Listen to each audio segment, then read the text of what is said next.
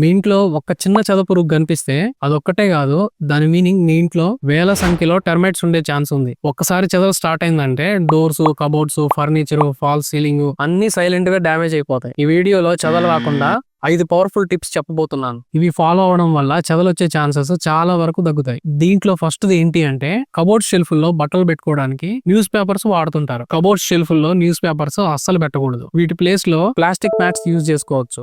ఇవి ఆన్లైన్ లో Amazon, Flipkart లో మీకు అవైలబుల్ ఉంటాయి. నెక్స్ట్ వచ్చేసి కబోర్డ్స్ లో పైన అటకల్లో అట్టాపెట్టెలు, పాత వుడెన్ ఫర్నిచర్ ఇలాంటివి స్టోర్ చేయకూడదు. వీటి వల్ల చెదలు తొందరగా వచ్చే ఛాన్స్ ఉంటుంది. నెక్స్ట్ ఏంటి అంటే టెర్మైట్స్ తేమ ఉన్న ప్లేసెస్ ని ఫస్ట్ టార్గెట్ చేస్తాయి.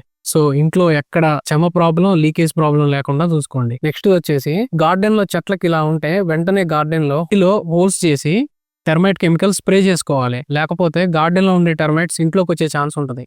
నెక్స్ట్ వచ్చేసి దర్వాజాల దగ్గర, కిటికీల దగ్గర, గోడకి వుడ్ కి మధ్యలో గ్యాప్స్ ఉంటే వీటిలోకి చెదపురుగులు పోయి డ్యామేజ్ చేస్తాయి. ఇలాంటి గ్యాప్స్ వైట్ సిమెంట్ తో క్లోజ్ చేసుకోవాలి. అలాగే ఇలాంటి వాల్ క్రాక్స్ లేకుండా చూసుకోవాలి.